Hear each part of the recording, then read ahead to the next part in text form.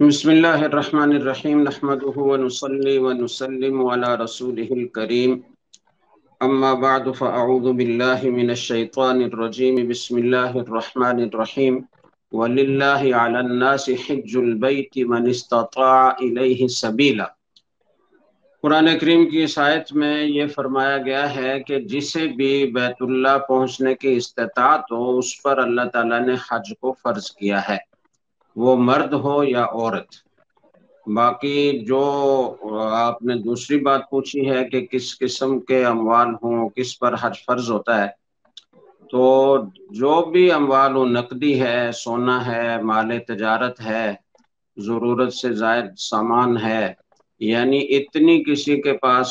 آمدن ہے اور اتنا سرمایہ موجود ہے، ان ساری چیزوں کو شامل کر کے کہ وہ اپنے بیوی بچوں کا خرچ حج کے زمانے کا انہیں دے کر تو حج کے سارے مصارف برداشت کر سکتا ہے، یا اسی طرح عورت ہے اور اس کے پاس اتنا سرمایہ موجود ہے، چاہے نقدی کی شکل میں ہے چاہے زیورات کی شکل میں ہے، کہ وہ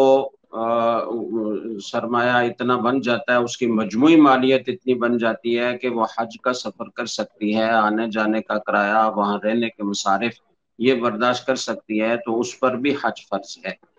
تو ایسے تمام لوگوں کو حج فرض ادا کرنے کی فکر کرنی چاہیے اور اس میں تاخیر نہیں کرنی چاہیے۔ زندگی کا کوئی پتہ نہیں ہے، کیا پتہ آئندہ سال زندگی رہتی ہے نہیں رہتی، تو یہ فرض اور اتنا بڑا فرض، وہ مؤکد فریضہ، وہ ذمے میں باقی رہنے کا اندیشہ ہے۔ تو اس لیے جن لوگوں پر اس تفصیل کے مطابق حج فرض ہو انہیں حج کرنے میں تاخیر نہیں کرنی چاہیے۔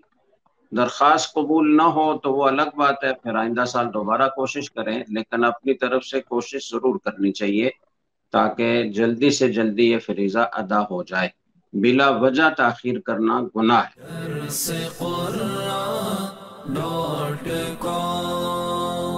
www.darsequran.com